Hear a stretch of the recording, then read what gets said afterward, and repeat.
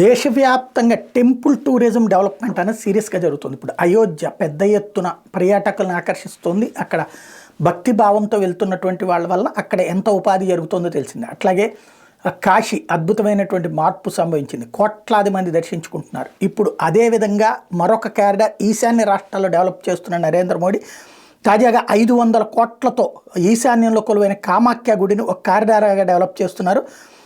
కామాఖ్య గుడి స్పెషల్ ఏంటంటే గౌరీదేవి యోని భాగం నుంచి నేల మీద పడిన ప్రాంతంగా ప్రసిద్ధి. ఇది శక్తిపీఠం. అయితే ఇతర పీఠాల్లా కాదు, మనం ఊళ్ళలో చూసేటువంటి ఉప్పలమ్మ, బాలమ్మ, పోసమ్మ వంటి గ్రామ దేవతలు, మద్యం, మాంసం, బలి ఇవన్నీ కామన్ కదా. అట్లాగే ఇక్కడ కూడా అన్ని నిషేధం లేదు. ఎక్కడెక్కడో వామాచార పద్ధతుల్లో జరిగే దశమహాదేవి పూజల అంతిమ ఘట్టాలు ఇక్కడే నిర్వర్తిస్తుంటారు. ఇలాంటి అక్కడ ఇప్పుడు ప్రధానంగా కారిడార్ని డెవలప్ చేయడం అన్నటువంటి జరుగుతుంది. టెంపుల్ టూరిజానికి సంబంధించి అస్సాం రాజధాని ఈశాన్య టూరిజం గేట్వేగా కూడా మరో వేదికని ఏర్పాటు చేస్తున్నారు. అక్కడే అస్సాం సీఎం మహంతా